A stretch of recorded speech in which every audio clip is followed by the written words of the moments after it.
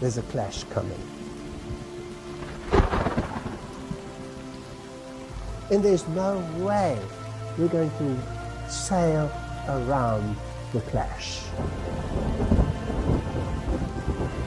The confrontation is inevitable.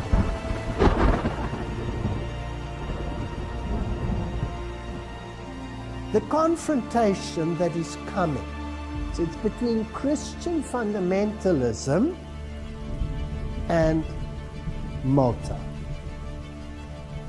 My question is, who creates the violence in the name of religion so that you can finally end the violence in the name of religion? We are living in very, very serious times. They want the church and the state together to regulate conscience. So this is an appeal to the Protestant world. Will you look at your roots?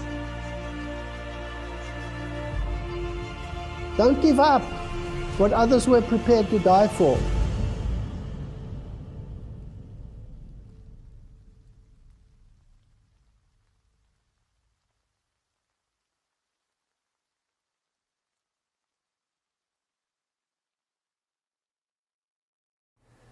In the previous lecture, we saw the possibility, and in my opinion, the probability of a tremendous deception in history of how Roman Catholicism and the Jesuit order managed to disappear underground in terms of its political capacity, and then to resurface later as though nothing had happened in between.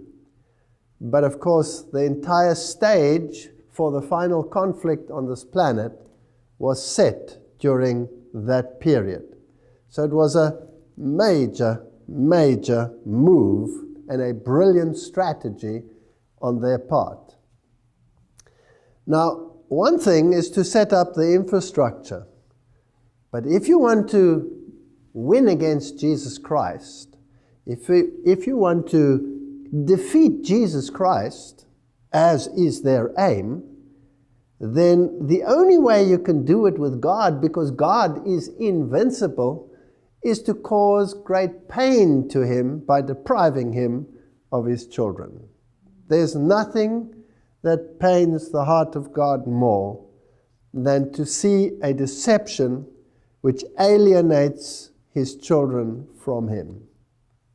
It's a very, very subtle and deliberate process. Now, the Bible says that in this great conflict that we will have, eventually all of mankind will wander after the beast. But that word wander is written with an O and not with an A. Wander after the beast implies cognition. In other words, this war is not so much a physical war, which it also is, as it is a battle for the mind. Because it is in the mind where the decision is made whether you belong to Jesus Christ or whether you belong to another force. That's where the battle takes place. In the process, you may die. In the process, you may end up on the stake. In the process, many things can happen. Nations can rise, nations can fall, wars can come. All of these things can happen. But do not fear those who can destroy the body. You must rather fear the one who can destroy the entire human being, body, soul, spirit, in the final conflict or in the final judgment that will take place. And the devil wants mankind to be destroyed. And the only way that he can achieve it is by changing their mindset. So this has always been a battle for the mind. And we learned in the last lecture that the Jesuit order created all the school systems which eventually became the school systems of the entire world. And they introduced learning against learning, where the two mindsets could clash. On the one hand, you had the Protestant mindset, which said that the Bible is the standard of all righteousness and should be the basis of all schooling. And on the other hand, you had Gnosticism. Man is the center of everything, and man is the one who has to be exalted to the level of deity. So that is emulating the voice of the serpent in the Garden of Eden. Now, the greatest strategy to win the mind over that the Jesuits used was Jesuit theater, Jesuit drama. Now, if we look it up in the Encyclopedia Britannica, it tells us Jesuit drama, program of theater, developed for educational and propagandist purposes in the colleges of the Society of Jesus during the 16th, 17th, and 18th centuries. Cultivated as a medium for disseminating Roman Catholic doctrine, drama flourished in the Jesuit schools for more than 200 years. Evolving from modest student exercises to elaborate productions that often rivaled the contemporary public stage in polish and technical skill. The earliest recorded performance of a Jesuit play was in 1551 at the newly founded in Sicily. In less than 20 years, plays were being performed at more than a dozen of the new Jesuit colleges springing up in cities across the continent, including Rome, Sevilla, Cordoba, Innsbruck, Munich, Vienna, and it grew into a mighty organization. By the mid-17th century, there were 300 Jesuit colleges in Europe, and in almost every one, at least one play was given each year. So originally the plays were pious to attract the people and the Protestants to come and look. But eventually, gradually, other things started creeping in. Originally there were no ladies involved, and eventually more and more ladies, and the music started changing, and it started progressively, slowly infusing the minds of people. Jesuit playwrights also drew upon material from pagan mythology, ancient history, contemporary events, all reinterpreted in terms of Catholic doctrine. So it was very cleverly done. Their stagecraft kept pace with all the newest technological developments. Music was an important element in most of the plays, ranging from simple songs to works that called for large orchestra and chorus.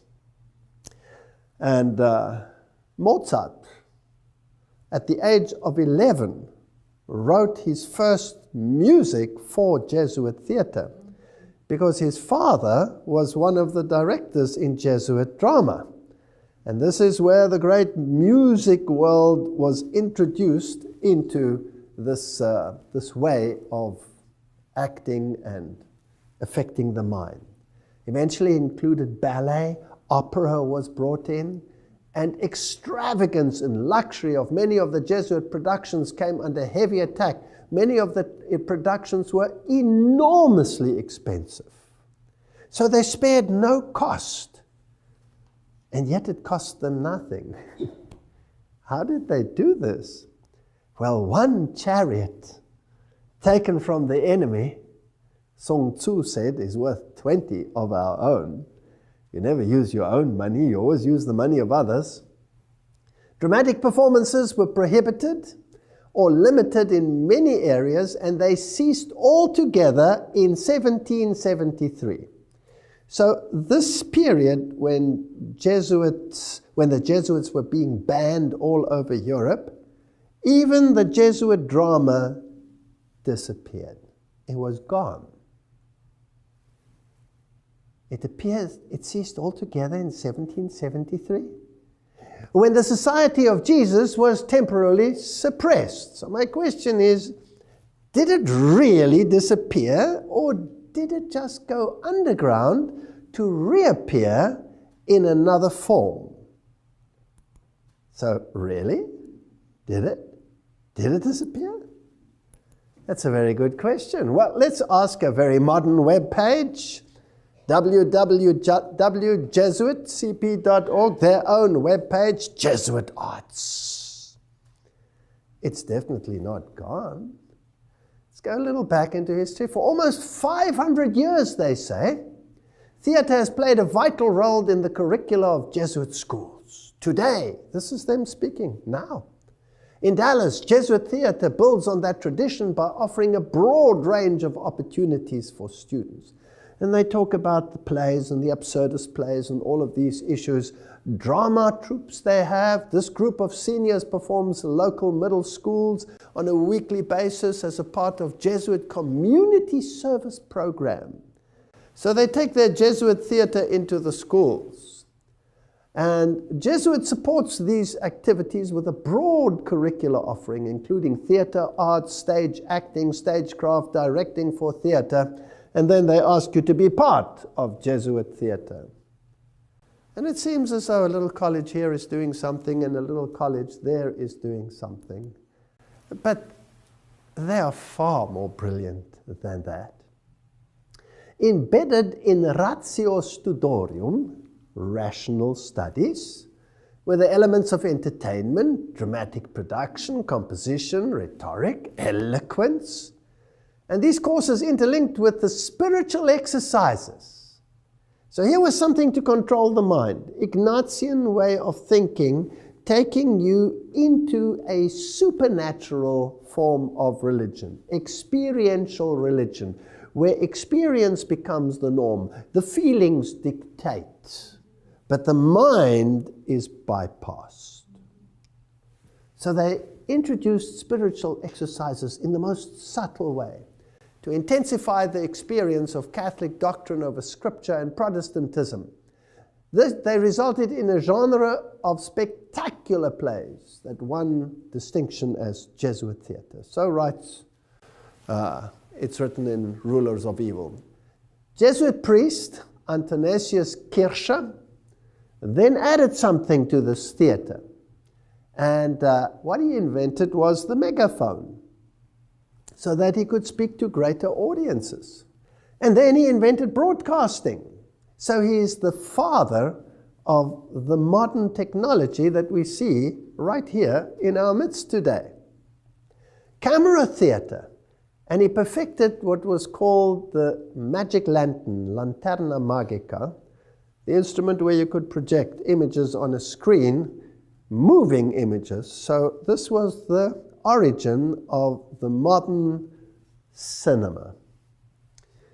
Now, another interesting point that they had was the invention of cowboy movies, which were the first movies that were ever made. And by the way, the cowboys themselves and the whole cattle industry in North America was introduced by the Jesuits. They introduced it.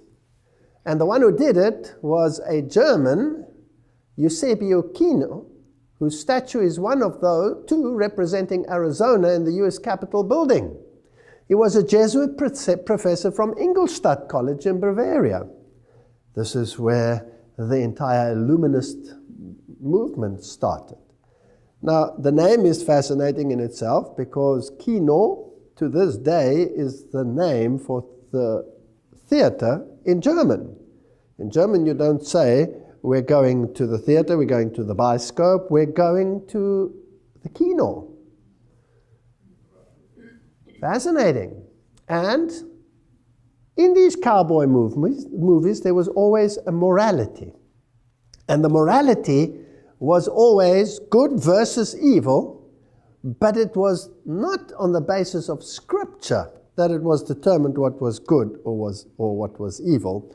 There was another underlying morality, so that man in himself could decide what was right or wrong, and ruling by the gun. The bad guys normally lost in these movies, and the good guys won. And that's how it started. And all the actors were high Masons. If you take those early actors, Frank Sinatra, all of those that were involved in those movies, John Wayne, They were all 33-degree Freemasons. And if you follow it down through the line to this very day, most of the actors, I would say the great majority, if not all, of the major actors are all high Masons. All the singers, all of them. Now, if you're a major strategist, you don't want anyone to know that you are pulling the strings. So you are always behind the scenes, and you will have your front men. And the front men that they introduce, of course, are the Jews. They love using the Jews and term it Zionism. But these are papal court Jews. These are not Jews in the sense as we would understand from the Bible. So knowing and obeying Scripture is not necessary in comprehending the ways of good and evil. And this is what the devil said in Eden. You will know good and evil. You don't need God to dictate it for you. Now, after World War II, during September 1957, Pope John the 23rd gave Jesuit theatre a broader horizon with his encyclical Miranda Prosus. And this is what he wrote. Men must be brought into closer communion with one another. They must become socially minded. Have you heard of social doctrine? Their technical arts, cinema, sound, broadcasting, and television can achieve this aim far more easily than the printed word. The Catholic Church is keenly desirous that these means be converted to the spreading and advancement of everything that can be truly called good. I want to remind you that in the occult world, in the esoteric world, good becomes evil and evil becomes good. So if somebody says something is good, you could in your mind just twist it around and say evil must triumph. Embracing, as she does, the whole of human society within the orbit of her divinely appointed mission, she is directly concerned with the fostering of civilization amongst all people. So here is a move to embrace all of humanity. That means all of humanity must receive the same mindset. John the 23rd urged that pious national films reviewing offices be entrusted to men who are experienced in cinema.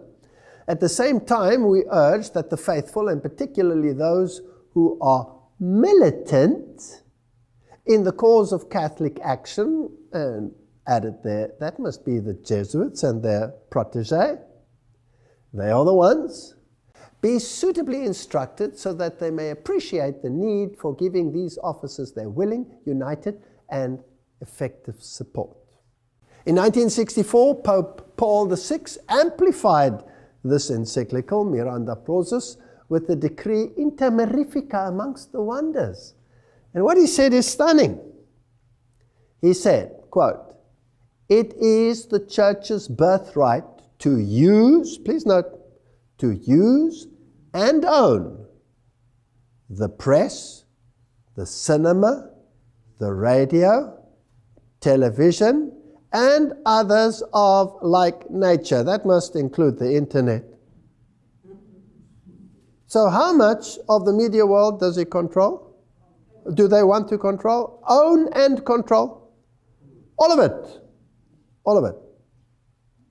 Then he cited a special responsibility for the proper use of the means of social communication, which rests on journalists, writers, actors, designers, producers, exhibitors, distributors, operators, sellers, critics. So even that which you hear about that which is done by them will be done by them, so the critics will be either on this side or that side of the spectrum, using Hegelian dialectic to so confuse you that you don't know whether you're Arthur or Martha at the end of the day. So it is the Church's birthright not only to own, but to control all media, all social media. The quality of the entertainment content was decreed in a section of Inter Mirifica encouraging the chronicling, the description, the representation of moral evil, which can, with the help of the means of social communication and with suitable dramatization, lead to a deeper knowledge and analysis of man and to manifestation of the true and the good in all their splendor. Here's the battle for the mind, good and evil. Now, What good and evil? Biblical, based, good and evil, or worldly based, good and evil? Esoteric, good and evil. Well, let's continue. Emboldened by this papal decree, social communicators have been talking about free speech and all of the issues that are involved. Now, if we take cognizance of the fact that there are to own, control all the media and to use it to instill mindsets in people, then I would like to know how this is achieved without anyone knowing how it's done. Isn't that what the General Sun Tzu said? We have to achieve things without anyone knowing how it's done. And we must never, ever be the target. It's always good to use the enemy to do the work for you. And even if you represent the enemy, you will pretend that you are not the enemy, that someone else is the enemy, so that it's never you. There's always a front. Now we're going to look at some of these productions and see if we can see a pattern. The Simpsons and philosophy, the door of Homer, etc. If you read a little bit about it, it says it's a non-fiction book analyzing the philosopher and popular culture effects on the American animated sitcom. Now, people think, this stuff is silly. Who cares about all of these idiotic cartoon characters? Millions of people are sitting and watching. Millions. These playwrights that write these episodes receive millions of dollars in salary. And if you want to know what type of people are involved in writing these scripts, you will be stunned, because they are the most educated people on the planet. Harvard graduates with PhDs in philosophy and mathematics. And they use occult numerology in order to achieve what they want to achieve. So now let's have a look at some of these. And if you look at it, you'll think it was sort of innocuous. The 33rd episode of the show aired in season 2 was titled The War of the Simpsons. The episode features a plot that gives tribute to Ernest Hemingway's Old Man of the Sea and features a battle for the ages between Homer Simpson and General Sherman. Let us quickly examine the numerology of Sherman. And if you look at this numerology, you will find that Simpson adds up to, if you take the numeric value of the letters, to 33. Now, if you look at that, you might get confused because there are many forms of numerology out there.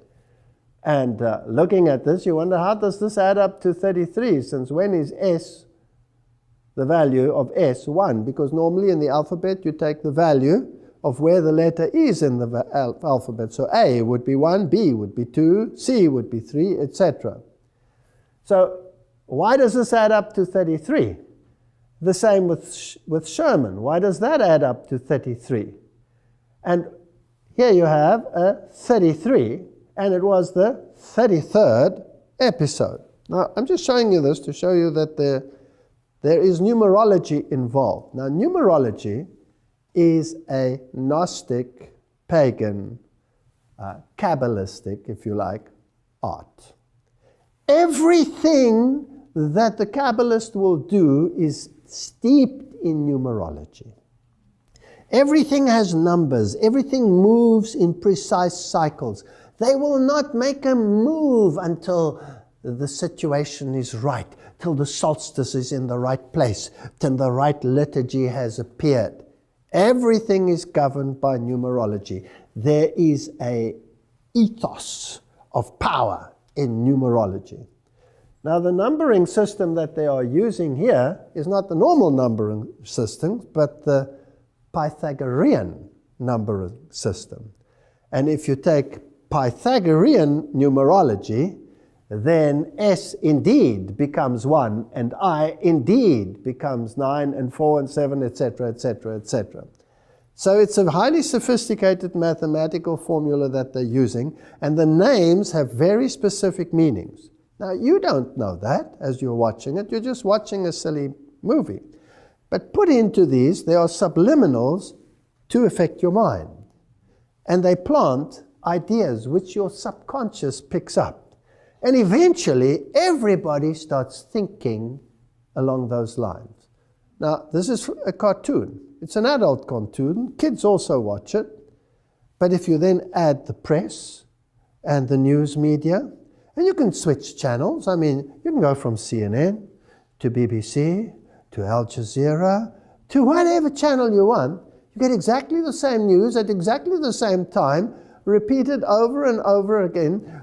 There must be some coordination between those groups, otherwise they all wouldn't have exactly the same thing. Don't you think so? And there's a propaganda so that you believe what they say. So if you want to create an enemy, a public enemy, what's the best way to do it? To create an enemy and then to broadcast him across the media. So there is numerology involved, there is occultism involved, Kabbalistic occultism, and we'll go a little further. Here's a little further snippet. They introduce little subliminals all the time. So in the story, this character is often punished and has to go and write on the board his lines. And he says, I will not plant subliminal messages, but if you analyze it, really it says subliminal messagores. It doesn't say messages. He's misspelling something. But there's a subliminal there, Al Gore.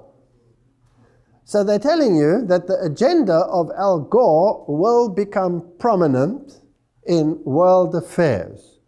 And the Pope has just brought out an encyclical on this very subject, which is supported by the Al Gore philosophy. And the President of the United States of America said, this is what we have to do. So these people know in advance what they will do, how they will do it. HDTV is worth every cent. HDTV is worth every cent. That means anybody watching it, any little kid with half a brain that can start reading, will know that he needs the best quality TV so that he can be indoctrinated in the best possible fashion with the latest light effects and everything that you need in order to affect the mind, bypassing the cognitive functions of the brain. Interesting? New York, 9/11.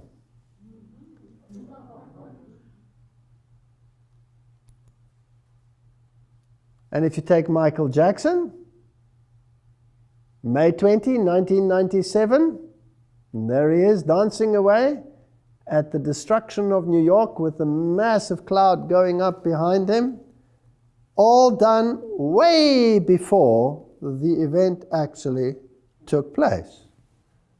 Now, this is interesting stuff. So not only 9/11, by the way, that was a 1997 episode, and the event only occurred in 2001. So are there any other subliminals? Well, of course. Here you'll have the all-seeing eye, and they will use only half the face to project that image. And when they're unpacking their toys, you have all the occult symbols present in these subliminals. Now these, remember, are not airy-fairy people writing these. These are Harvard graduates with PhDs in philosophy and mathematics, and they have exceedingly great depth of knowledge of occultism because it's in all their subliminals. The Pledge of Allegiance does not end with Hail Satan. He has to write this over and over and over again. Now, just the expressions on the faces, you can see how it can affect little children, because what they see is what they do and what they live. Let's have a look at some of the introduction of these ideas and how it all began. In the early movies, Sammy Davis Jr. used to play a very important part. He also acted with all these 33 other Freemasons that were the early cowboy movie people. And he, of course, was known as a member of the Church of Satan. Apparently he switched, but it's fascinating that he also was a Knight of Malta. And here he is seen discussing very important issues, I believe, with producer of We Are the World. He was Lionel Richie.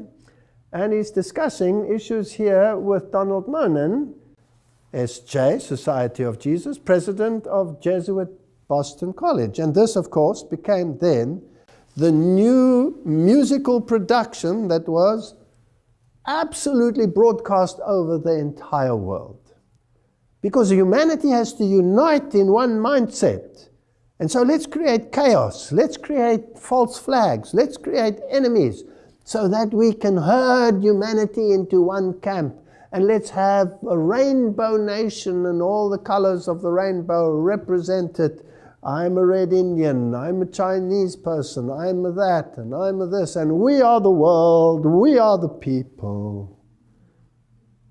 And what is the spirit behind it, I ask myself, in this process? Now, if we continue in this modern Hollywood era, let me remind you again, it is the church's birthright to own and control all media productions. So who really controls Hollywood? It's not the Jews. There's another power that controls this entity. So we'll introduce extraterrestrialism. It becomes very prominent. And then we'll link it to messianic messages as we condition minds as to what will happen. Close encounters of a third kind. Let's bring in things which can be, well, determined either extraterrestrial or demonic intervention. And all of the great megastars, well, they don't hide where their affiliations are, as you can see. Simon Cowell's little jet ski with his nice little Masonic symbol right on the front. They're not scared. And today, everything is out in the open. If you are interested, you can go to the web and you can punch in any actor that is prominent in the world today, any singer, any group, and look at the occult connections, their Masonic connections. I had a young girl who got tickled pink and started doing this. She drove me crazy with the thousands of things she sent me. But she did a great job. Every single one is involved. And they all blatantly confess to their affiliations on their Facebook pages and on their this and on their that. I don't have time to look into all of that stuff. But if you're interested, you can verify it. I don't have to give you the details. That's not what I'm here about. I'm wanting to discuss the mindset and what happens behind the scenes. Now, I want to discuss one or two or three or four of the mega blockbusters. This one was not too much of a success, with Nicolas Cage in theaters. Season of the Witch, in which there's a medieval night situation and this conflict between Islam and the Crusades and desertion, and then there is a witch who is possessed. But the way they deal with it, with all the blood and the gore and the drama to distract your mind, you always end up somewhere in a Catholic conclave. There's always a monastery where there is secret information and hidden knowledge, which eventually, even if all the monks are slaughtered in the process, the hidden knowledge will be able to be used and exercise this demon power. The power lies always in the church, and it's always available to you through the church. You've probably noticed that every single Hollywood movie has a Catholic priest. You never see a Protestant one. National Treasure, already it tells you right there on the cover what their intention is with the all-seeing eye. And this one is so full of masonry, nobody should watch this stuff. But I'm just telling you that this is how children and people are being indoctrinated into a way of thinking. When you come to the movie The Exodus, Gods and Kings, it is probably one of the most godless movies ever made. And I don't have to discuss it with you. You can even watch it on this very channel, where there's a discussion about this movie and how the directors feel. They are enemies of God. They hate God. They call Moses the most arrogant person that ever lived, when the Bible says he was the most humble person that ever lived. They don't believe in God. They distort God. They twist the word of God. They ridicule God in every possible way. So they cannot be from God. They must be from the other camp. Then this massive production, The Kingdom of Heaven, spectacular, epic, and adventure. The main message of the movie is a post-Enlightenment opposition to violence carried out in the name of religion. Now, there's a very powerful message. My question is, who creates the violence in the name of religion so that you can finally end the violence in the name of religion? Is it a master strategist sitting somewhere behind the scenes, pulling the strings, making enemies appear as enemies when actually there are no enemies, being in the field beforehand, using chariots of others as your own? Interesting. Again, if you want to find the Jesuit connection, you have to search a bit. You have to dig a little bit, but it's always there. It's somewhere in the wood pile. You just have to search around. Said Father Leo Lefebvre, the theology professor of Jesuit-run Fordham University. He said, you know, this is what the movie is about. The Times then tries to reassert the film's group hug, whatever status, with a quick quote from a cooperative priest who says exactly what they want to hear. The Reverend George Dennis, a Jesuit priest and a history professor at Loyola Marymount University in Los Angeles, who was one of the 5 experts provided with the script for Kingdom of Heaven, said he was impressed with the nuance and accuracy. The Christians are always the bad guys, the others are always the good guys. This is a mindset without the backdrop of history that is being instilled in humanity. Historically, I found it pretty accurate. Well, if you have a distorted mind, I don't know whether you know, but you cannot find the history of the Reformation in any meaningful way in any modern document dealing with that subject. You have to dig for the old moldy ones. When you open them, they have this moldy smell and this damp, acrid feel. Then you know you've got gold in your hands. Because the Jesuits have rewritten everything. They own the press. They own the press, so you rewrite history, as we will see. Not so fast, George, etc. So they're arguing about it, but the fact of the matter is what I'm showing you, the ones supporting it from behind are who? Jesuits. Jesuits.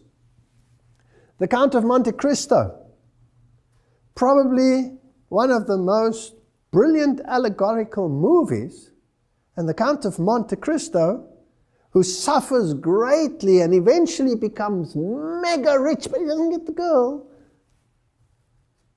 Who is he? Well, he's none other than the Jesuit general himself.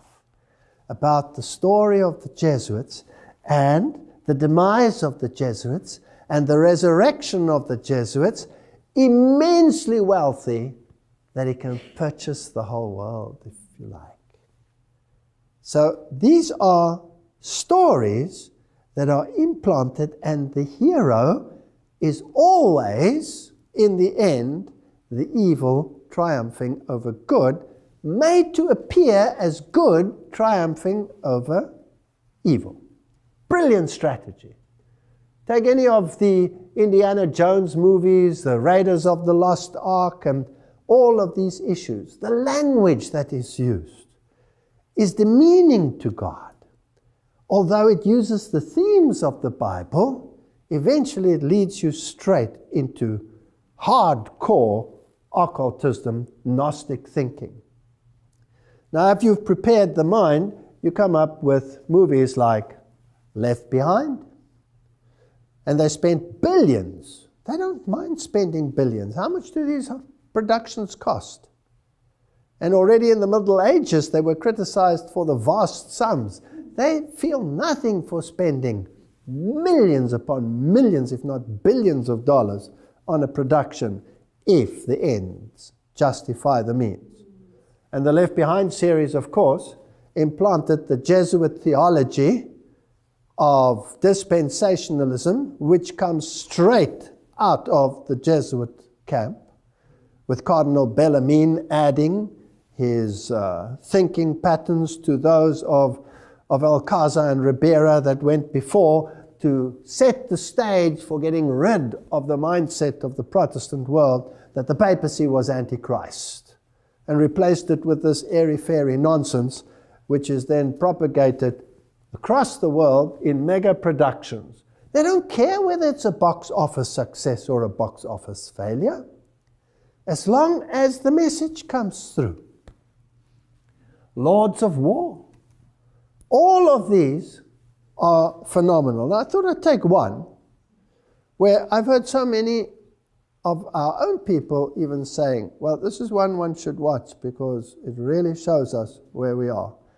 And I know that many have exposed it for what it is, and that's good, but let's just make sure again that we're not speculating here over issues that might not be so. Mel Gibson and the Passion of the Christ. This is probably the one movie that moved the evangelical world to tears like no other movie prior to it.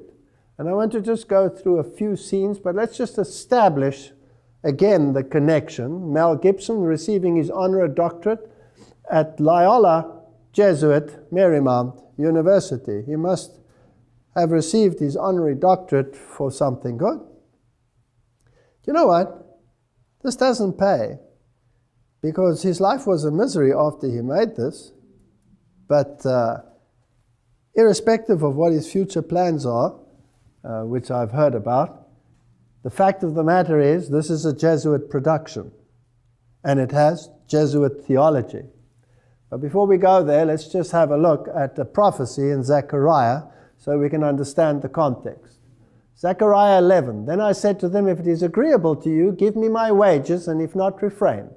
So they weighed out for my wages 30 pieces of silver. Who's it talking about? It's a prophecy about Jesus Christ. And the Lord said to me, throw it to the potter. That princely price they set on me. So I took the 30 pieces of silver and threw them into the house of the Lord for the potter. Then I cut in two my other staff, bonds, that I might break the brotherhood between Judah and Israel. They rejected the Lord Jesus Christ. And the Lord said to me, next take for yourself the implements of a foolish shepherd. The good shepherd, they sold him out. The good shepherd, they set him aside. They crucified him. So if you want to set aside and reject the good shepherd, well, then be satisfied with the foolish shepherd. Now let's look at the foolish shepherd. For indeed, I will raise up a shepherd in the land who will not care for those who are cut off. He won't care for them. Nor seek the young, nor heal those that are broken, nor feed those that stand still. This is not a good shepherd. This is an evil shepherd. But he will eat the flesh of the fat and tear their hooves in pieces. So he will be a destructive shepherd. He will destroy mankind. Woe to the worthless shepherd who leaves the flock. A sword shall be against his arm and against his right eye. His arm shall completely wither, and his right eye shall be totally blinded. Right. Those are the criteria in the prophecy of Zechariah. And these are the criteria which apply to the good shepherd or the bad shepherd? Bad shepherd, the evil one. Now remember, in the occult world, good becomes evil and evil becomes good. So now let's go to the movie. in most of the movie, Jesus appears with his right eye completely shut, smashed. There's the symbol of the eye. There's only one eye. If you take the Council of Foreign Relations, their Messiah, who is naked, and by the way, in this movie, Jesus appears out of the grave naked. I'm sure he didn't. He appeared with a robe of righteousness. He was not naked.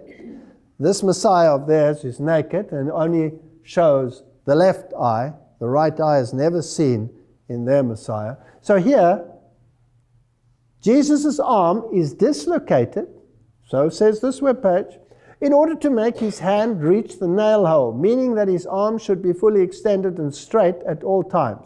However, in almost all shots of him on the cross, his body sags forward with his arms bent at almost 90-degree angle. So his arm is withered and his right eye is smashed.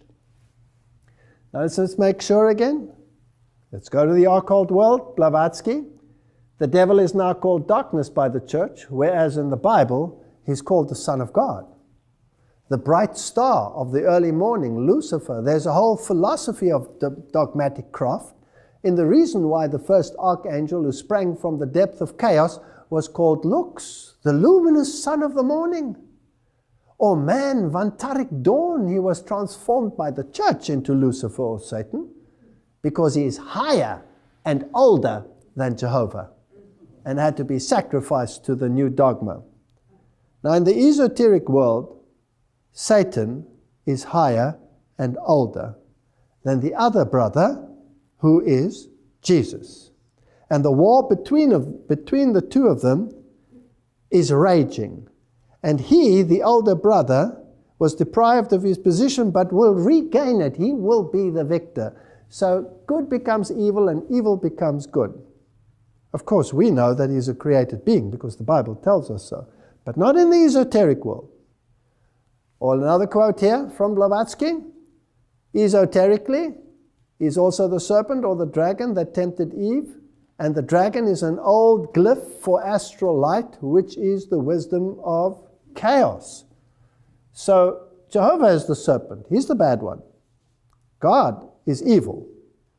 So evil becomes good and good becomes evil. Now let's continue. In the movie, while on the cross, Satan, with an effeminate image, walks by and he has the birth of the other Messiah. I want you to look at this child because you can see his hairy arms and his baldness and his demeanor, and we're going to just quickly play this.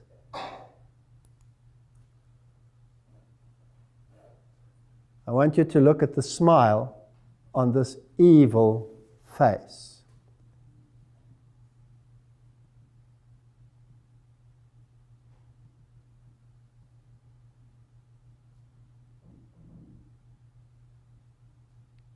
As he looks at the cross. They cannot have, look at the hairs on his back. They cannot have created a more evil image than this. And it's virtually subliminal because nobody really notices it in the movie. And look at that evil smile. Now, good becomes evil and evil becomes good. So the evil is hanging where? On the cross. But the real evil is actually the good because you have to turn everything around in the esoteric world. This is actually a symbol of the victory of Satan over Jesus Christ. This is what it means. Now, let's just make sure.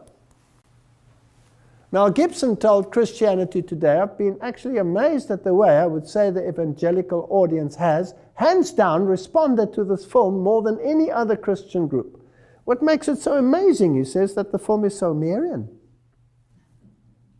Gibson calls her the tremendous co-redemptrix and mediatrix. So the whole movie is about Mary. Mary is the one who consoles everyone. Mary is the great hero of this movie, not Jesus Christ. Now, another final little interesting little tidbit about this movie. The penitent thief on the cross was wearing around his neck the Catholic brown scapular there. So if you look at the shot of him, he's wearing a scapular. Nowhere in the Bible do you read that he wears a scapular. Now, what is the scapula? The scapula is a structure that you wear around which guarantees you that Mary will let you bypass purgatory and take you straight to heaven. So it is a promise to Mary, not to God. So Jesus could not have given him the right to go to heaven one day. It's Mary that will decide who goes and who does not. But Mary, as we know, is an acronym for Lucifer, because she was immaculate without having to need the atonement.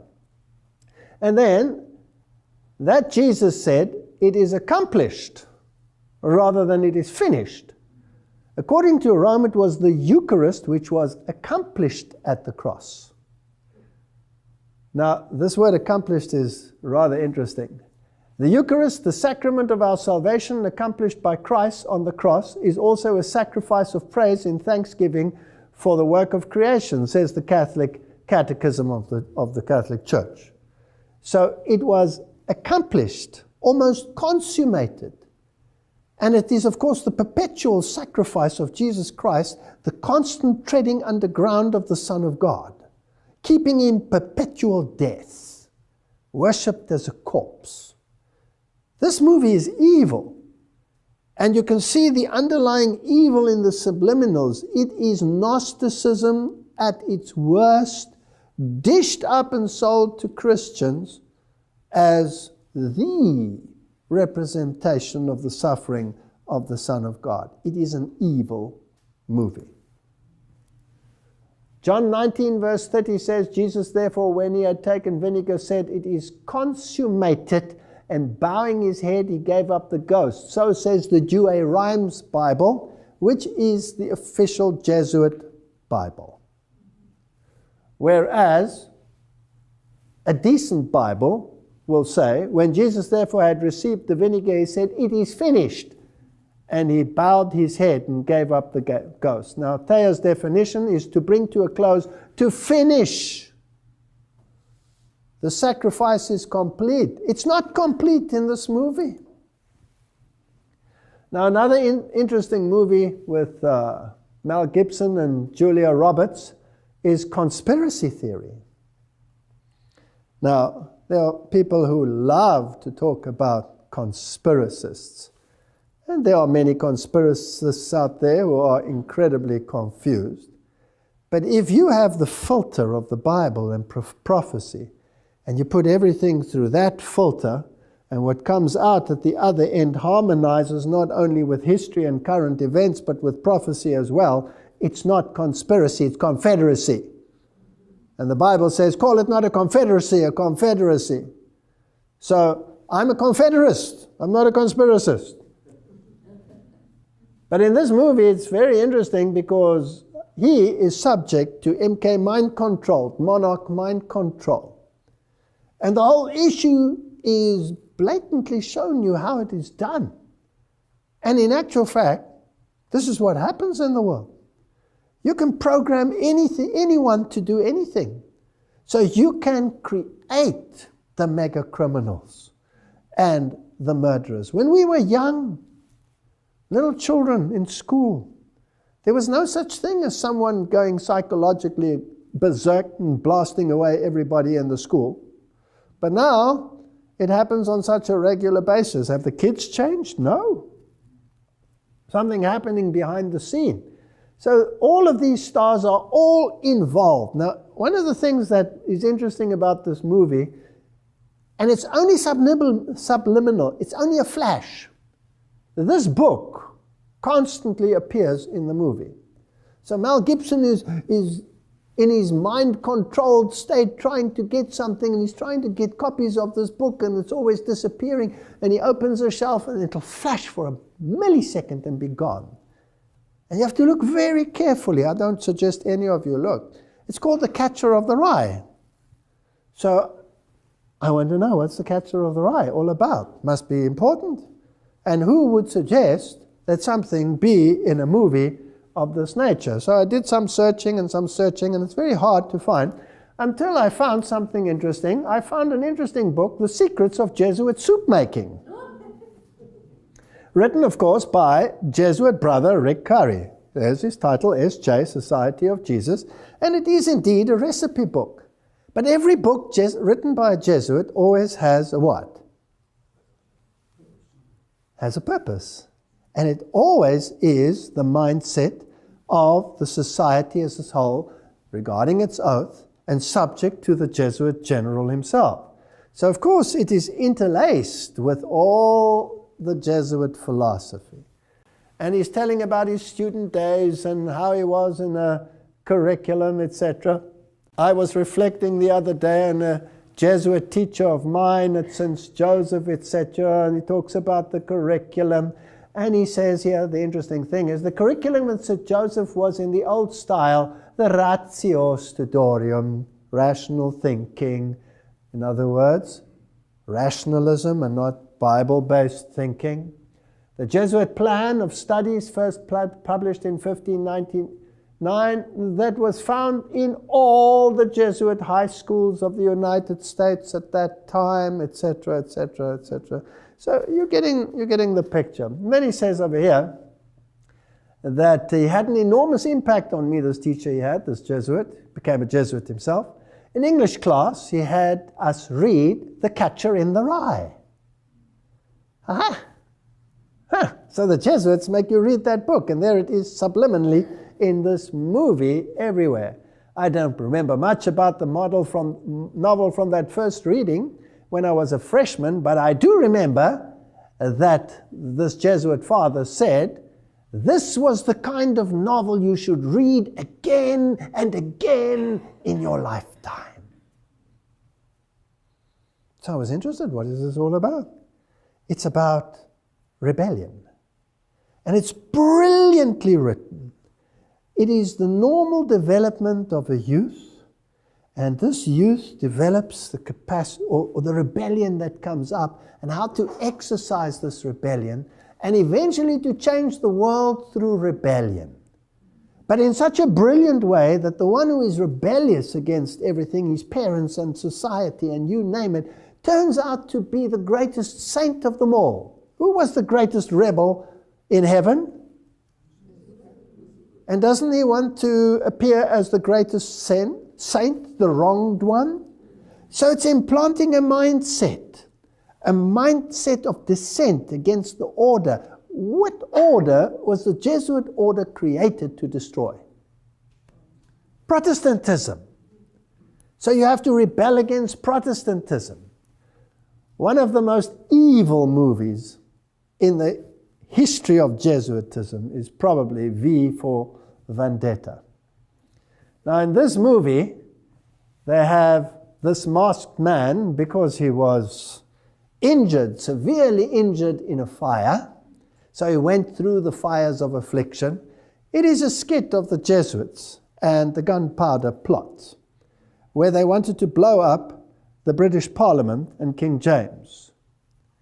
Now, again, whether it's a false flag and it's a double false flag or a triple false flag, let's not go into it, but British Parliament was that bastion of Protestantism that had banned Jesuitism and the mindset of Jesuitism, and was the protecting factor of Protestantism.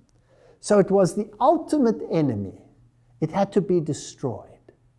And Guy Fawkes and 6 Jesuits wanted to blow up the British Parliament and the King, thus ridding the world of the menace of Protestantism. Now, the mask is the face of Guy Fawkes, who was sentenced to death and martyred. But in the movie, constantly, you are reminded that this story may never be forgotten. This man was not a villain, this man is a hero. Now, just in history alone, they've managed to do that, because every year on exactly the same date when he tried to blow it up, they celebrate Guy Fawkes. And it's a joyous occasion. Kids can't wait for Guy Fawkes. You positivize that which is negative, and you use the negative to your advantage. They even got Shakespeare to write it, which I doubt. His Jesuit superior wrote it for him. His Gnostic Medici learned supervisor, and filtered it in amongst the people as this evil of the Jesuits and made a joke of it. And eventually, as a consequence, the Jesuits were actually allowed to operate, or the Catholics at least, in England again. You always have to be a super strategist. Now, in this movie, this young lady eventually is the one that pulls the trigger because he dies just beforehand, so she becomes an acronym of Mary, which is Lucifer, who will destroy Protestantism, and where they first failed in their early attempts, they will succeed in their later life. And this is one of the advertisements. He's making the Masonic crossed swords, which you will find everywhere in Masonry and in Gnostic Freemasonry. An X is an ancient symbol, according to Jim Tressner, 33 Degrees, Scottish Rite Journal. An X is an ancient symbol for change or transformation, long associated in medieval and Renaissance art with the coming of the Messiah, who shall make all things new. So this is a religious movie showing the victory of Satan and the Jesuit order over Protestantism, the overthrow. That's why in the cathedrals they always have Loyola standing on the head of Martin Luther, crushing him, destroying the Bible. They make no bones about who the enemy is. And it's interesting that in this movie, eventually, this is an artist's rendition, the Parliament, and of course, all of the buildings associated with it, blows up and is completely destroyed. Nothing left. But the clock stands where?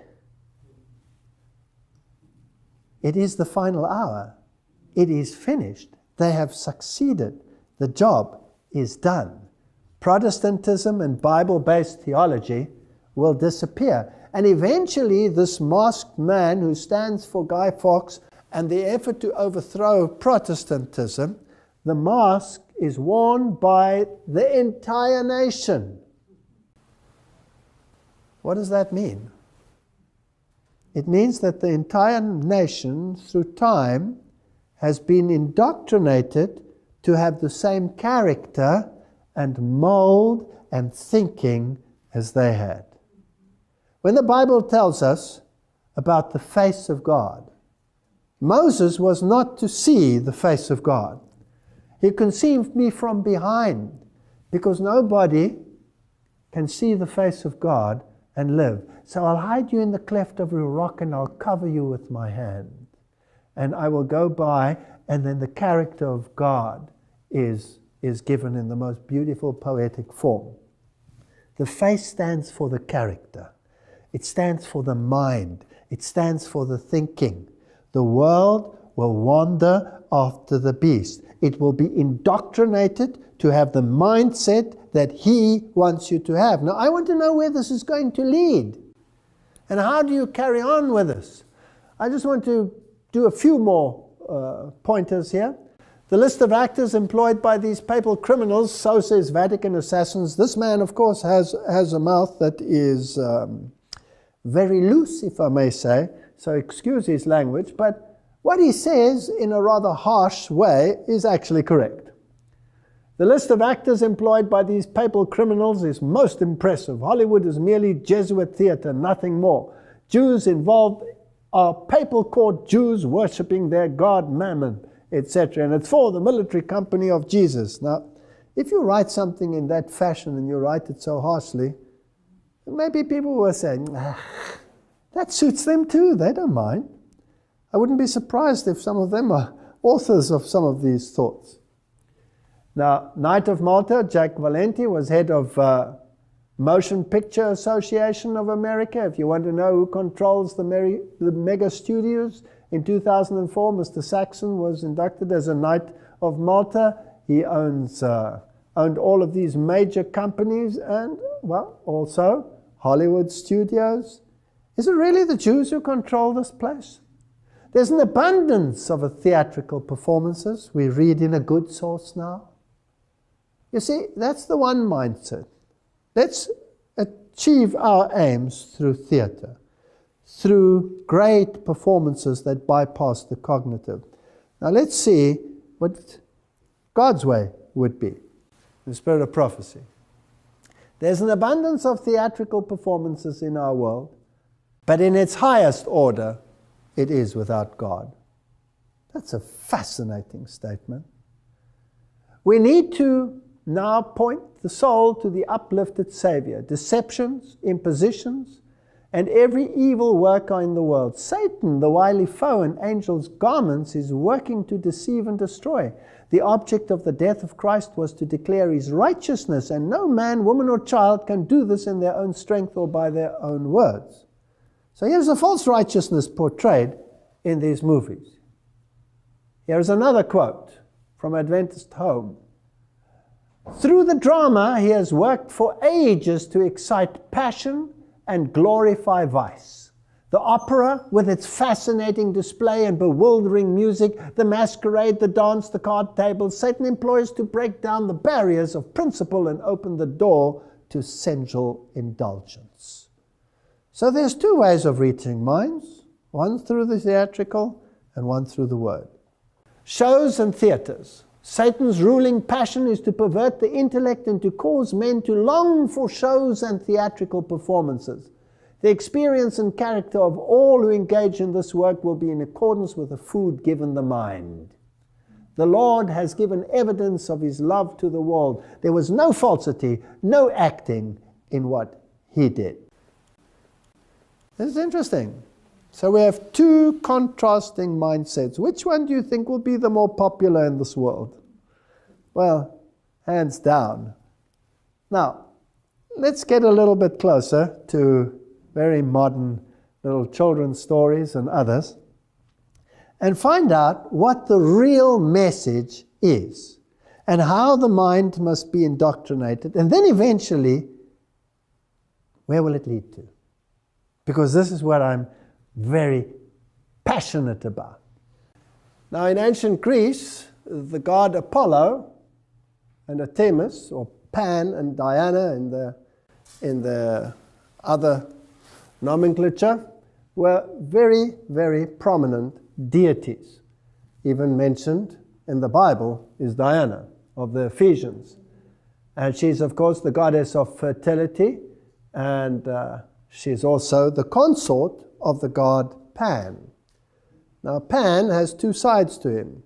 He has the goat side, the evil side, where he plays the pan flute, and he's the god of sexuality.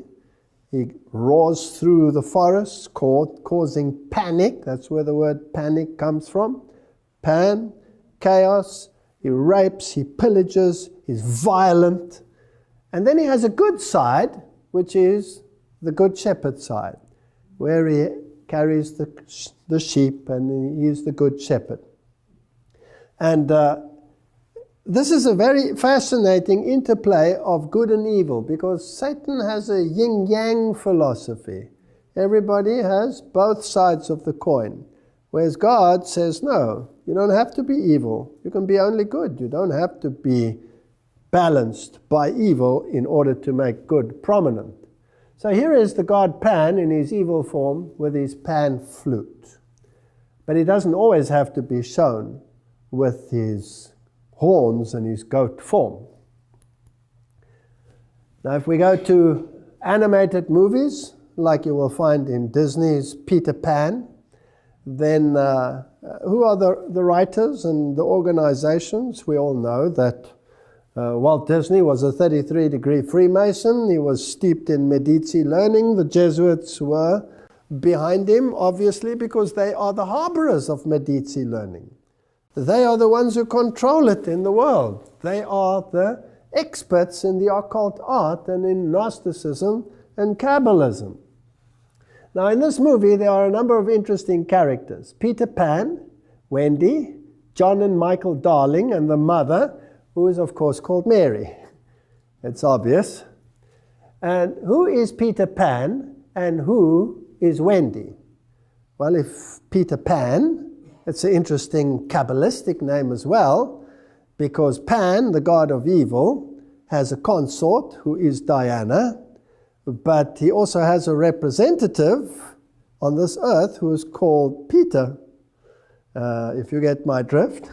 And in that theology, there is a female entity who is the mediator and the mediatrix, and that is Mary. So if you analyze the names, you have Peter Pan, you have Wendy, and you have John, and you have Michael. Now the name John always in the occult world becomes an acronym for something else. We'll discuss this a little bit. Just to show you a little bit more of another side of Peter Pan, he always wears this little hat with a feather in it.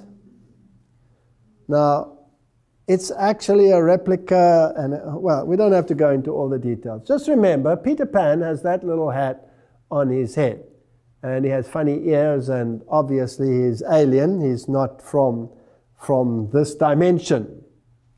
And there are the three little children, John, Wendy, and Michael.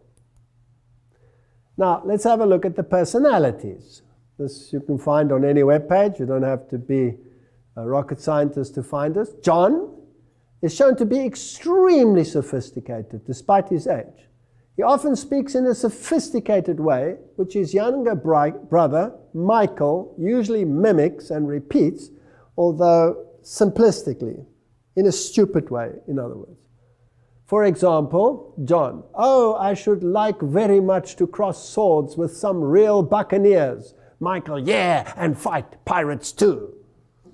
Obviously, it's one and the same thing. The one is just sophisticated, the other one is not sophisticated. Now let me take you to heaven. In occult thinking, who's the older brother in heaven? Satan. Who's the younger stupid brother in heaven? Jesus. What's his other name? Michael. Okay. Now it's also interesting that this younger brother shows interest in piracy, which may explain why he plays the part of Captain Hook. Now is Captain Hook the good guy or the bad guy? He's the bad guy. He's the evil one. And Michael always plays the part of the evil one. And they cross swords, and they're fighting. Now, these are the swords with which they fight, and it's all made to appear very congenial and interesting and funny, and kids love it, and adults love it too. But can you see that the sword can also double for a cross? So this is a battle for your soul. Now, how far will this eventually go, and what do the acronyms actually mean? Now let's just make sure. I've shown this in an old one of mine, but I'll dig it up again for the purpose of this lecture. Here is a famous monastery cathedral in Europe where the great politicians of the world meet to make decisions for the New World Order. So when they visit there, this is where they will stay, and this is where they will deliberate. Now in the garden, I found this statue, which they have titled David. And David is being depicted there as the good shepherd, but in his hand he has a pan flute. And David never played the pan flute, he played the lyre. The harp, at least, the harp. So, this is not David, this is the god Pan. And so I realized when I saw this statue, this is the god Pan in his good shepherd form. Now, whenever you show the yin, you must also show the yang. So, where in the cathedral will I find his other form, his evil form, to balance him out and make the esoteric Kabbalistic place complete? So I went looking for it, and I searched high and low until I eventually found it. And I found many other things on the relief of the building, and there it is. There he is. You see him? There's the god Pan in his evil form as the goat-footed god. So this is the god Pan. This is the one who they worship. But Pan has a representative on this planet. And that representative also has a general. And that is, according to the Protestant Reformation, none other than the papacy, whom they identified as Antichrist. So let's go to the Pope and see what he wears and how he displays it. Now, Pope Francis has decided that he was going to dispense with the golden cross, and he kept the silver cross, to which he was accustomed, as his papal cross. And it has on it, and you can see it over there, the emblem of the Good Shepherd. Now the question is, because there are the sheep behind it, and there's Juno the dove, which is pagan form of the deity Juno, and is not a symbol of the Holy Spirit. The question then is this Good Shepherd representing Jesus, or is it representing the god Pan? And Pan, of course, is Satan. That's what it is. Now you will see that he has his arms crossed, like this. Now Jesus is never depicted with his arms crossed like this, but the god Osiris is always depicted with his arms crossed. And as we have seen, the cross is a symbol of victory and a new order which will be brought in by the coming Messiah, which is, of course, the worship of Lucifer, which precedes the coming of Christ. So this god here, by the very nature, is the god Pan. But am I now on speculative ground? So let's go to his predecessor and retired current Pope, who happens to be Pope Benedict. And there he is. And this is his coronation. And he's receiving a mitre. And on his mitre, there is a deity displayed. Now, I've tried to increase the size, but the quality is not very good. Of course, he has the broken cross there with him, symbol of the broken cross, the bent cross, symbol of victory over Christ, of Lucifer, with an emaciated Jesus hanging there. But this deity over here is playing an instrument, and if you look very carefully, you might recognize that it is the pan flute. So he has the god Pan right on his head. He's the representative of Satan on this planet. That is what the symbolism says. Whether we like it or not, that might sound incredibly harsh, and I apologize for saying it as bluntly. Now let's go back to another movie which is used as an acronym. They can take snippets of history and turn it around to allegorize their existence. Robin Hood and Little John, the famous Sherwood Forest couple, and the merry robbers who took from the rich and gave to the poor. Now, who is more concerned about the poor today than anyone else on this planet? Isn't it the Pope? He's constantly saying we must take from the rich and give to the poor. He's the ultimate Robin Hood on this planet.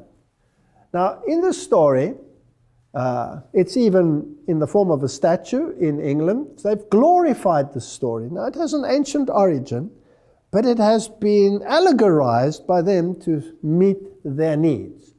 Now, in the animated Walt Disney one, this is John. Again, you have a John, who is the sophisticated one, the clever one, the one who wields the sword.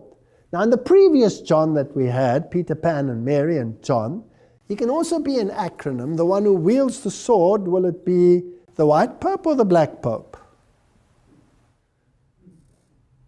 It'll be the black pope, right? Now, let's go to this story. Here we have Little John, and there you have Robin Hood in an animated form. But I want to show you the hat that they're wearing. And I want to remind you of Peter Pan, that also has the hat with a feather.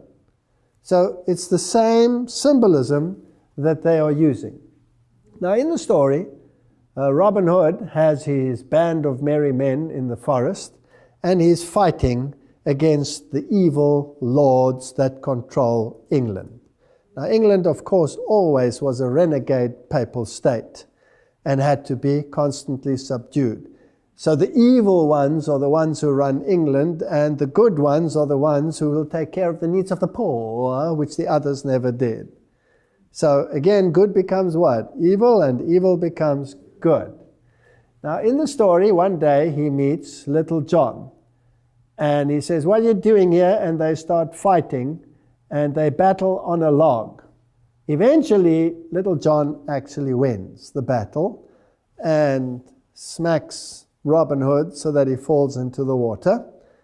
And they all laugh and make friends, and he takes him into his band. And Robin Hood actually tells him that you are greater and stronger and better in battle than me. You lead the people. But little John declines and says, "No, no, no, you lead the people." But when Robin Hood gets captured, the one who takes over the leadership is little John. So in the acronym, who is who? This will be the leader, the front leader, and this will be the power behind the front leader. So this becomes the papacy, and this becomes the black papacy. So it's the white pope and the black pope. And let's see how this unfolds. Now his name is John. Whose name is John? All of them are John, right? All of them are John. John is an acronym. Now the John that they're actually referring to is mostly John the Baptist. And we'll see why in a moment. News, UK, Jihadi John. Extremists not radicalized by MI5. So there are rumors that MI5 actually radicalized the people that they're fighting now. Well, if you go back into history, it's very fascinating that all the so-called enemies were trained and received not only their training, but their weapons from the very ones who became their super enemies in the end. The Mossad trained many of the jihadists and the terrorist groups that plague the world today, Al-Qaeda and all of these. So these are all groups that have been set up. Now, this mass murderer, or this brutal murderer who always wears in black, has got the acronym Jihadi John. Okay, but that's not his real name. His real name is Muhammad Mwazi, which has nothing to do with John. And then, all over the news, they plastered the image of Jihadi John beheading his victims, in this case, Foley. Now, question. Is this real? Or is this what they want you to believe? Now, all you have to do is go to the web pages and have a look at people who are in the know, in the techno world, and there are literally hordes of web pages which will tell you that this is probably one of the worst Hollywood stunt productions that you can imagine, with analysis and all of this. I don't want to get into too much of a detail, but there are hundreds of skeptics out there who say, this never happened, this is not real. So I wanted to know the various actors, who are they and what happened. Now, according to USA Today, James Foley was educated at the Catholic Jesuit College in Milwaukee. So this is Jesuit involvement again. And if you start reading about the jihadists, you will see Jesuits involved. Jesuits priests disappearing, not reappearing. Jesuits everywhere along the line. Is it possible that they are actually the masterminds training? How does the master strategist work behind the scenes? Doesn't he create the enemies? Doesn't he pull the strings behind the scenes? Doesn't he achieve his objective through Hegelian dialectic? Doesn't he create the enemy which unites humanity? These are questions which I wish to raise. Now, all of these, of course, if they are trained in Jesuit colleges, are also trained in theatrics. And if we have a look at just the political scene and the great leaders of the world, John Paul II, wasn't he a known actor? His counterpart on the other side of the waters was Ronald Reagan. Wasn't he a known actor?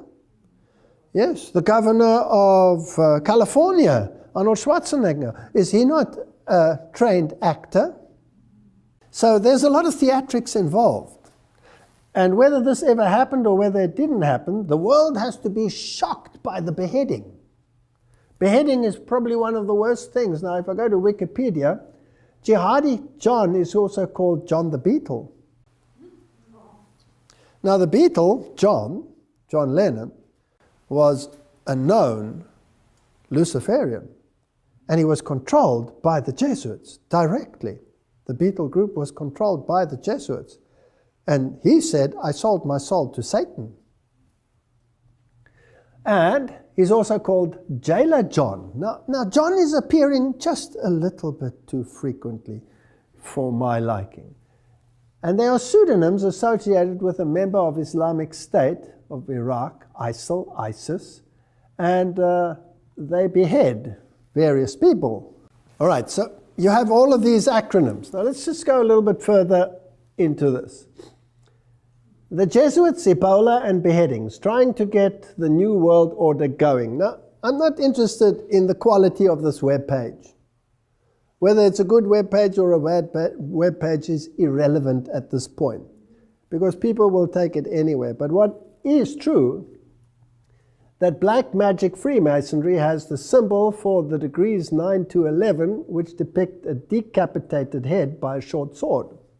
Let me tell you a little secret. Why would they use the symbol of a beheaded individual? And why is the name John always associated with these organizations? Because John the Baptist is the mega saint of many of the esoteric occult movements. And I'll give you some details as to this. Here is the UK column. So, for instance, June the 24th, John the Baptist's Day, was appointed a Masonic holiday, on which the members were to assemble, perform certain rites, and partake of a common meal. Jews and Freemasons in Europe, etc., etc., Harvard Press, etc. So now we're getting into the nitty-gritty of the matter. The Bunch of Grapes Tavern mentioned in the Poe chapter was called the St. John's Lodge No. 1. Satanist Aleister Crowley, a 33-degree Freemason who influenced the Beatles tremendously, by the way, sometimes used the alias John St. John. So when you attach an alias like John, then it is a signal that there is an occult connection. But none of the usage has anything to do with piety. Aleister Crowley was one of the most evil men on the planet, with the most evil rituals that you can imagine, which should never be spoken of in good places. So in actuality, it is a vicious mockery. What is memorialized is the manner of St. John's death. It is a constant source of celebration and a constant reminder to anti-Masons of what can happen to them. But even deeper, because now they're just thinking on a Masonic level, let's go one deeper on a Jesuitical level. It is a constant reminder of the victory of Satan over Jesus Christ. We saw it in the movie, The Passion of the Christ, where they reverse the issues. So when they behead John the Baptist, it is a symbol of the victory of Lucifer against the followers of Jesus Christ. They're celebrating the beheading. They're not celebrating the saint. Are you with me? Okay. Now, how did Paul die? In the same way. Now, if we go through the names of the popes, there are 23 popes with the name John. 23 with the name John. What are they standing for? Are they standing for John the Baptist or the other John? They don't tell you which one, but it's John the Baptist. And there are 6 popes with the name Paul. And there are 2 popes with the name John Paul. That's a double whammy. putting both into that name frame. What are they standing for, and whose side are they on? I know I'm on dangerous ground, but I'm sticking my neck out. Let's go further. Joseph Ignatia Guillotin was the physician. Dr. Joseph Guillotin was a French physician who proposed on 10 October 1789 the use of a device to carry out the death penalties in France, the guillotine. But what is not known is that he was also a Jesuit. So who is the ultimate beheader on this planet? Jihadi John or the Jesuit order? And what they did in the French Revolution to bring in their new system of government, which we've talked about in the past in Revelation chapter 11, this beast that rises from the bottomless pit with this godless philosophy, will be controlled by people who celebrate victory over Christ by beheading.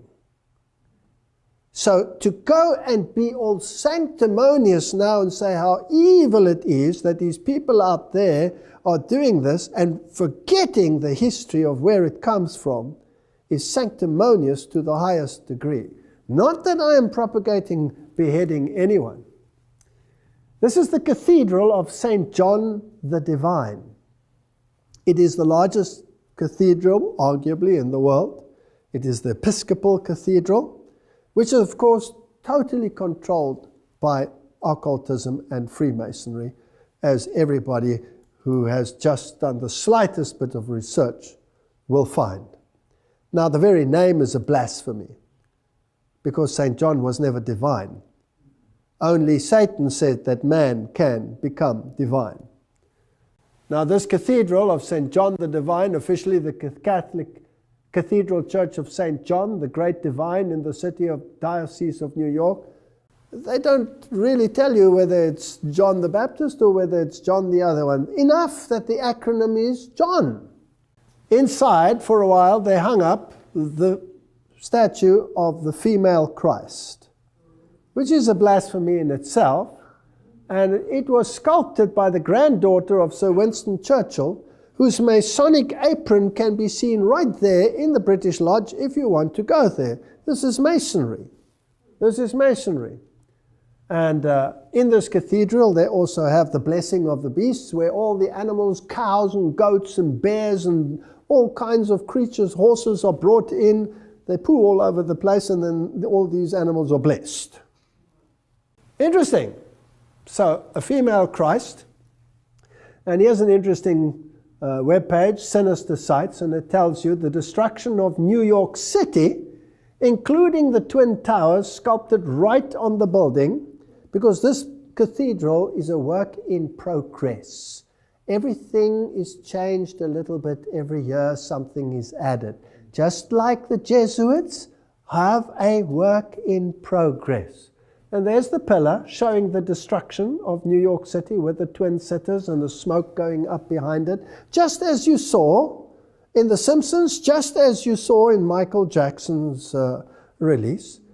Is there something going on here behind the scenes? But not only that, they also have the Temple of Understanding in this cathedral, which is the United Nations organization which is there to bring about a one world religion, which we saw in the previous lecture has already been accomplished by the signing of the Unity of Religious Agreement. So we are heading towards a mindset that all religions need to come together. Who's the enemy? Who's the enemy? The enemy is the extremist. And the extremist is going to kill us. And the extremist is going to cut our head off. And he's coming to bomb me right here. And he's going to put a smart bomb in this place. And he's going to blow us to smithereens, etc. Fear is the mechanism of herding people into a camp. Now, I'm not interested, let me make this plain, or whether my allegories are right or whether they are wrong, whether they are spot on or whether they are off track. It's not relevant. The question is, where's it leading to? Because they say the ends justifies the means. If the end result is in accordance with what the Bible tells us is going to happen, then I know who's behind it, irrespective of whether I'm right or wrong. Amen. That's the point. So let's have a look and see where it's heading.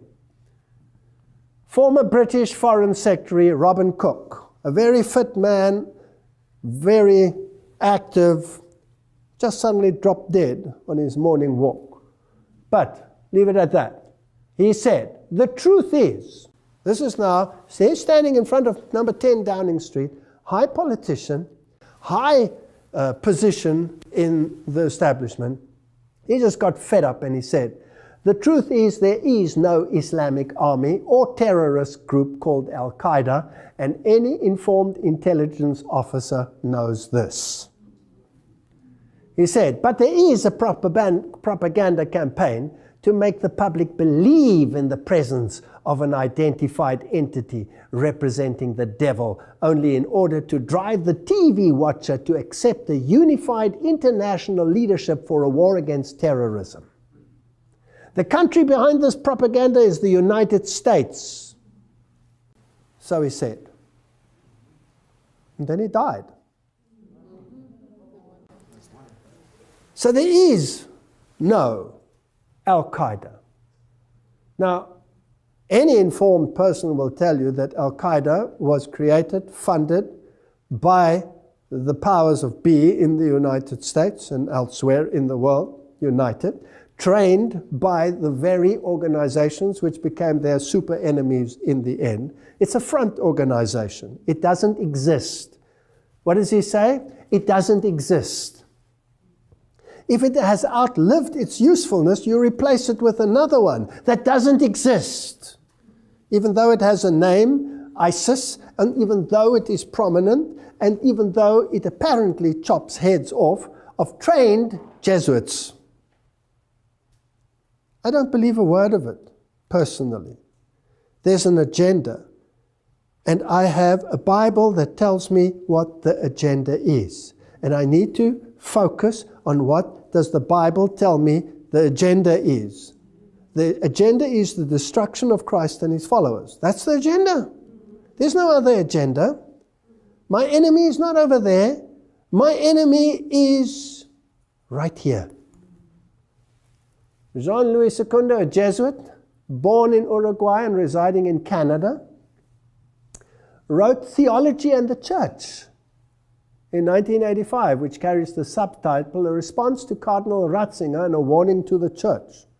Here's a Jesuit publicly telling the Pope to get lost. Now, of course, we know that the two are in cahoots, and we know that the one is the general, and he can listen to a command, or he can disregard a command, etc., and that there is a tunnel between them, and that they chat on a regular basis as to how to plan the Hegelian dialectic. Now, this is what he writes, and I want you to note, listen carefully to what he says. This is a Jesuit writing. As such, the book is a defense of every Jesuit priest that shoulders a carbine. Now, notice what the Jesuits do. Shoulders a carbine, joins the jungle guerrillas. It makes clear why Jesuits can be ministers with portfolio in Marxist governments, why Jesuits can attack John Paul on his teaching on sexual morality. So the Pope says, the white Pope says, contraceptives are evil, we mustn't do this, we must have decent relationships. And the other ones will say, hand out condoms, hand out free this, free sex, free that. Hegelian dialectic, we'll see how it works in a moment. Why Jesuits spend their days and their lives solving union problems. Who's behind the unions? One of the means to bring about a time of trouble such as never was. Jesuits. Organizing sugarcane workers, running factories, constructing low-cost housing, help Planned Parenthood Federation of America spread the use of contraceptives, run nationwide hospitals, dispensary networks, organize political demonstrations for this and against that, according to the issues of the day are presented by the teaching authority of the People's Church. These are the actions of the new faith, true to the new theology, according to which the material needs of men must be the prior object of the church's effort. Not the spreading of the gospel. Who cares about the spreading of the gospel? Let's tread on him. Let's crush him. So, according to this Jesuit, in which lines of work are the Jesuits involved? Every single thing. Every single thing. And if we think they don't exist, it's because they don't want us to believe that they exist. They are everywhere. So, the Pope says, that Francis said, "Oh, I lament this new legislation that came out in the United States of America. We have to talk about morality." And what is these foot soldiers? What do? Here is Cardinal Dolan. He's the new man on the block as the head chief knight of Malta in the United States. He took over from Cardinal Egan, who died. And there he is. And here he says that the cardinal was the most wonderful thing under the sun. And his first official job, here he is, marching through the streets of New York, parade at the first ever gay activist group. So, you think the left hand doesn't know what the right hand is doing. They know exactly what they're doing. This is Hegelian dialectic. But what is interesting, there was a backlash. Cardinal Timothy Dolan, Grand Marshal, despite backlash from the faithful Catholics, unhappy with the organizers' decision to allow an open homosexual activist group to march the event. But Dolan said, "I'm as radiant as the sun. So thanks be to God for the honor and the joy," said Cardinal Dolan on Tuesday morning. Isn't that interesting? Thanks be to God for the honor and the joy. Catholic commentator Michael Voris and his team present at the parade were able to question Dolan on his decision during the press scrum. "Your Eminence, do you have anything to say to the loyal Catholics who find what you're doing here a great scandal to the faith?" "No, come on in." "We'd love to have you," Dolan replied. The controversial decision prompted the Catholic League and at least one Catholic school to pull out of the parade, while nearly 5,000 people signed a petition urging Cardinal Dolan to withdraw from the event. He wouldn't. The Cardinal refused to back down. He said, "I have no problem with the decision at all. I think the decision is a wise one," etc., etc., etc. So, the Catholic Church is well suited to absorb into its ranks those who wish to die in their sins, as well as those who wish to be saved by their works. Anyone is welcome, depending on which camp you want to stand. Now, let's see where the war on terror and dialectic thinking leads us. I just showed you that to show how they manipulate minds. Je suis Charlie. Of course, the Simpsons took it up. It was a major terrorist attack. The world is afraid of the jihadists. The world is afraid of Jihadi John. He's coming with his knife. So let's kill a few people here and let's kill a few people there. Didn't the general say we can sacrifice our own as well, so that eventually we can achieve our objective? So the Simpsons have sympathy with Je suis Charlie. Muslims again call to outlaw defamation of religion, with exceptions. We don't want defamation of religion. They tried to get this act through the United Nations. It was rejected, where they say you're not allowed to say anything against any other religion. We want this law. Now, when the church asks it, they say church and state is separate. We're not going to do it. So let's get the jihadists to ask for it. Let's get them to ask for it. Let's ask a front organization to ask for it. And the German parliamentarian, Schäuble, said, gezielte Tötung. We should be able to permit targeted death penalty. Do you know the death penalty has been removed in the world? But the Bible says, what does the Bible say? When the mark of the beast is promulgated, what are they going to say? You won't be able to buy and sell, and eventually there'll be a death decree. Oh, how can this happen? Here the parliamentarians are already saying, if it's a terrorist, and we just have to redefine that word, terrorist, Take him out. Take him out. Isn't it interesting how these terrorists manage to escape all the time? Nobody ever catches them. Nobody ever knows where they are. But the press has regular discussions with them, as well as Jesuit priests. Read the press. Read the press. Nobody knows where they are. The mighty CIA can't catch them. And ISIS, well, they're the greatest enemy the world has ever seen. The United States says, no, we're not putting boots on the ground. If the Iraqi army can't do it, well, they'll have to learn through their pain. We're not going to do it. Then the other television says, excuse me, how do the weapons end up in ISIS's hand? Oh, they've confiscated it. They've confiscated the tank, yes. Where did they get all the anti-aircraft from? Did they go to Safeway supermarket and go and buy some of those things? Who supplies weapons like that? How do they get those weapons? Ask yourself some questions here. If this is the greatest enemy the world has ever faced, why not confront it? No, no, no. Send a pathetic army that you want to lose in the first place anyway. Send them to do it, so you hit two birds with one stone. This is strategy of the most brilliant kind.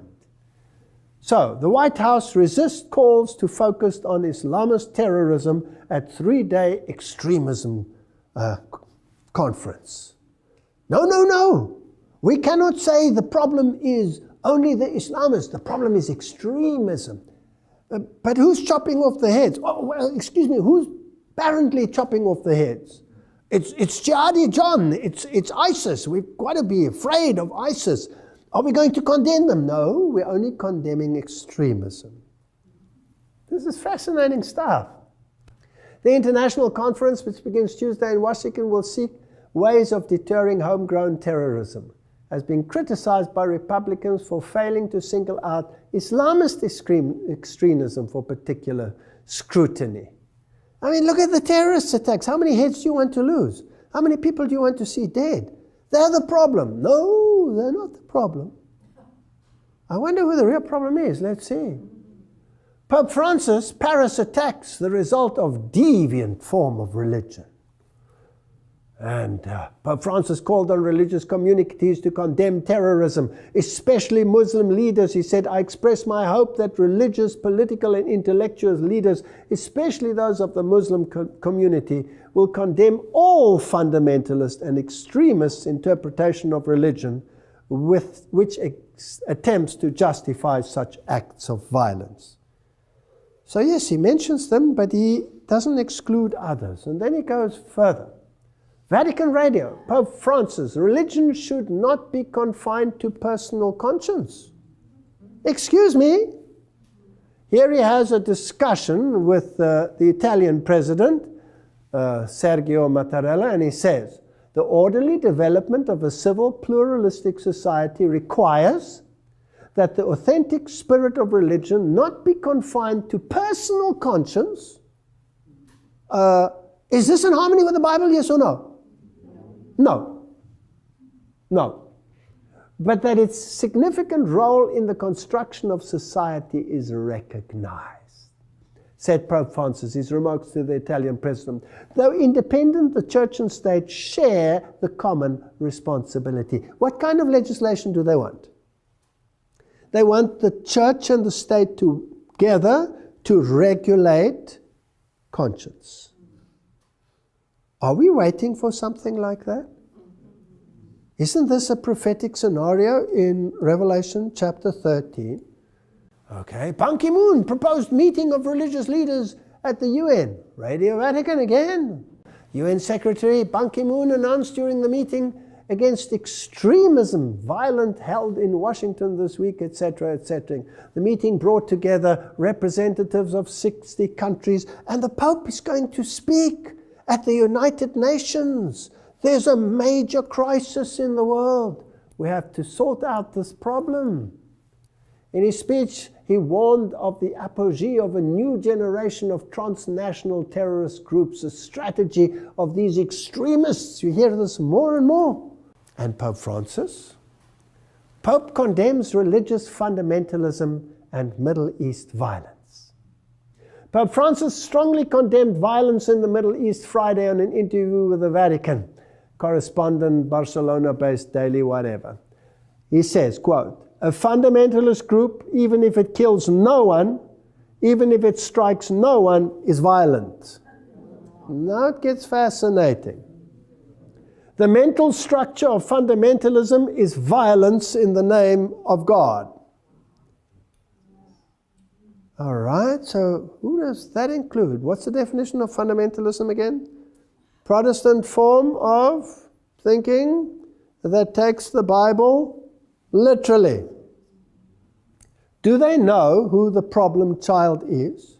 Who could be part of this fundamentalist group that doesn't strike anyone and doesn't kill anyone, but by their philosophy is classified as violent? I'm interested. Please tell me. Well, the Roman Catholic Church doesn't have a problem with it. It says people who think that the Scriptures should be the sole authority should logically become Seventh-day Adventists and keep Saturday holy. And Mary Online in 2003, the editor said, the challenge regarding the Sabbath Sunday question by Rome of 100 years ago remains either the Catholic Church is right or the Seventh-day Adventists are right. There can be no other choice. And if one chooses neither, then the whole doctrine of sola scriptura collapses, and with it the pillars upon which all of Protestantism stand. So there's only two choices here. Rome saying this, not me. Now let's go to Catholic Answers and ask them whether they understand the issue. They say Seventh-day Adventism cannot change its views on the Catholic Church being the whore of Babylon without admitting that it was wrong on the Sunday worship. It cannot admit that Sunday worship is not the mark of the beast without changing its views on the Jewish Sabbath. The Seventh-day Adventism cannot cease to be anti-Catholic without ceasing to be Seventh-day Adventism. Have they identified an enemy, yes or no? Now my next question would be, will they start indoctrinating minds against Seventh-day Adventism?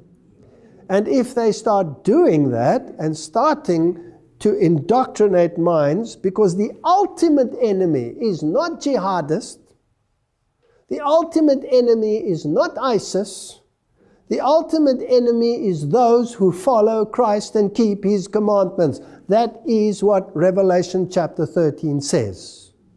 Everything else is manipulation to receive the mindset. Now, what's the best medium to create the mindset? Television? Is that a good medium? Okay. Family Guy. One of the cartoons, probably one of the most disgusting cartoons out there. It's in the same category as The Simpsons. Also written by these brilliant, Gnostic, intelligent, PhD'd individuals who have the most vile way of dealing with religious matters. They have little statues and relics and things that they sell of God and of the characters. And what they do with God is so disgusting you cannot believe it. God creates Adam and Eve, and then He peeks at them when they are naked with a pile of pornography behind him. He's a pervert. God in their series picks up drunks and spends His time in the bar and picking up prostitutes. God doesn't create the world with the breath of His mouth. He creates it with His other end. It's disgusting what these people do. You can see they hate God. They hate everything about God. But millions of people watch this. Now let's see what they are saying. Here is the family. This is a normal family. Can you see they're normal? But these two nerds over here are anything but normal, these prim and proper little nerds. And deducing from what they say, I assume that in this story, these are probably Christian scientists, because they say that they have a female as a prophet. And they have discussions with them, but they're not getting anywhere because these people are not normal. This is normal, you know, you eat, you have the right look about just being normal, you have your dog and your kid. These are nerds. And after the discussion, they say, well, these people, you can do nothing. These people have a mindset that you cannot change. Let's get out of here. We can never harmonize with them. Now remember that the Jesuits said, this world is created for what? For sinners. And the legislation must cover sinners, because those who are righteous are few, and those that there are, you can't live with them. Now, what's the final target? Let's have a look. I found this fascinating. Let's listen to it. I think we're wasting our time here. They're obviously very committed to their beliefs. But their beliefs are crazy, Brian. I don't know who's crazier, these people or those Seventh-day Adventists. I'm a Methodist. We believe that the Lord is our Savior, and we remember Him by going to church and praising Him every Sunday. I'm a Seventh-day Adventist. We believe all the same things that you believe, but we go to church on Saturdays. What?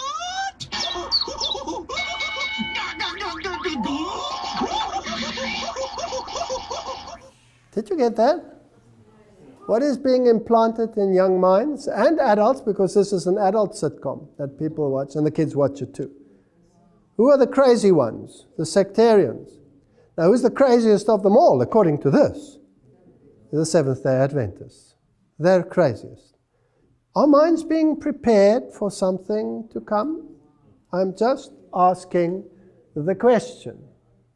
How often we are told to soften the message of warning, to only live an example, necessary as it is, this is me, my thinking, but not to expose the evils of the man of sin and those in confederacy with him. We have people who are so duped into believing that these organizations out there are good people with good intentions. And that Jesuits, they don't really exist. You know, they might have existed in the Middle Ages. Are we so blind that we do not understand prophecy anymore? Who is the enemy? Who is the enemy? My Bible tells me it's the man of sin who sits in the temple of God pretending to be God. And he's using the beast out of the earth to do his service for him because he controls him.